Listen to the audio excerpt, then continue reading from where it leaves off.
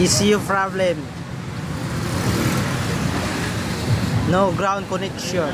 Ngayon, For gagawin fuel natin, pump. magti-check tayo ng supply. Lalagay tayo ng clip dito sa body ground. Tapos, i-test natin yung test light natin dito sa supply. Supply, body ground. Body ground. Ngayon, may supply. So, go to body ground supply. So, magti-test naman tayong positive supply. Papunta dito sa ground. Okay, good. So, okay siya. Pagdating naman dito, check naman tayo ng body ground. Ground, galing to ECU. Papunta dito sa may positive ng fuel pump. So, positive ng fuel pump. So, tatay natin on. Good. Pero hindi yan yung ground ng motor pump ng ECU. So i-off natin. So manggagaling tayo dito sa papunta sa fuel pump. Ito yung ground ng fuel pump. Red na may lining na white. So titest natin kung may tatawid na supply. No? Yung natin. So yung ground to, kailangan natin supply positive. Ito yung supply positive galing ignition coil. So i-on natin.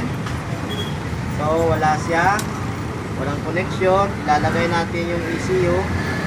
So ECU siya magpo-provide ng ground papuntang Fuel pump. fuel pump. So ito, pasok natin yung ECU. Ngayon naka-positive supply tayo. I-test natin. Off. Test natin yung supply ng ECU, ground ECU. So dapat iilaw siya pag sinusi. So wala siya ba? Wala siya. So doon natin malalaman na sira na yung ECU. So ECU ang sira. Ngayon, ang gagawin natin para mapaandar yung boardman na to, kakat na lang natin ito. Cut natin to. So kakat, pag-cut natin. Cut. Cutter. Putulin na lang natin to. So, yan. Putol na yan. Ngayon, wala na rin siya. So, may gagawin tayo dito. Body ground. Bypass tayo. Bypass tayo, guys.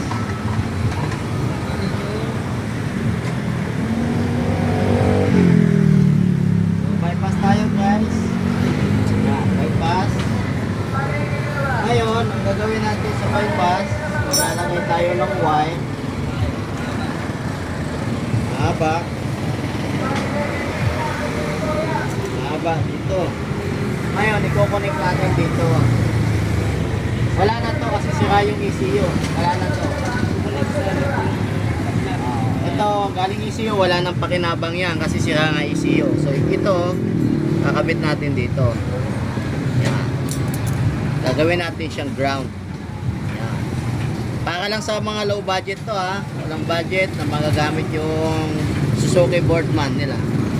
So ngayon, ilalagay natin to sa fuel pump. Gaground natin siya. Yan, ipapasok natin yung ground dito. Yan. So, yan na guys ha. Kasi wala na yung ECU niya. Wala na.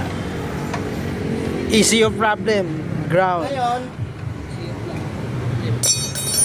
pag inon natin, may maririnig kayong ugong. May maririnig kayong ugong sa tangke. Inon natin. Okay, good na siya. So, good na siya. Testing natin, paandarin. Testing, pandar. Yes, alive. Oh guys, Yes, alive. Bypass. Suzuki Boardman.